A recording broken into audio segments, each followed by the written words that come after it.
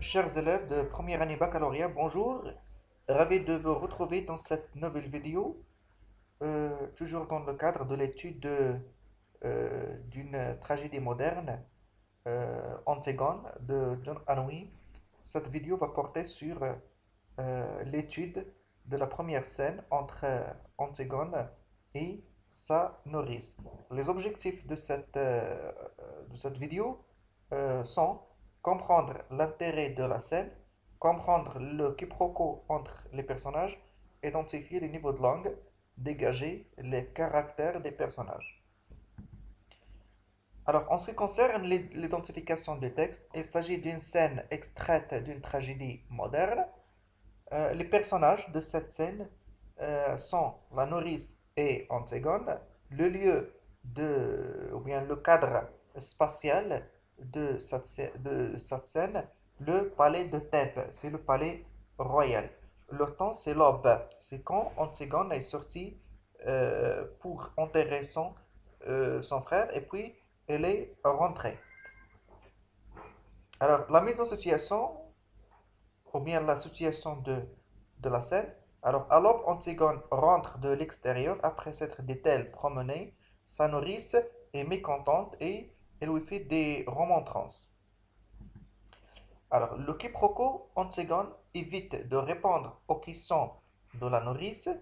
La nourrice monopolise la parole, elle tutoie Antigone et la grande. La nourrice ne comprend pas le langage poétique d'Antigone. Réponse par l'affirmation, la nourrice parle d'un amoureux d'Antigone, celle-ci parle de son frère. Alors, ce quiproquo exprime l'opposition entre les deux femmes. Anouilh ne cherche pas à faire rire à travers ce comique, il montre surtout l'impossibilité de communiquer entre les personnages. Donc, le quiproquo, c'est le malentendu. Par exemple, dans cette scène, lorsque la nourrice parle d'un amoureux, alors Antigone répond par l'affirmation, mais elle pense à un amoureux qui est aimant, alors que la nourrice pense à un autre amoureux pour qui Antigone est sortie. Alors, le portrait de la nourrice, euh, elle est coléreuse et agressive, par exemple.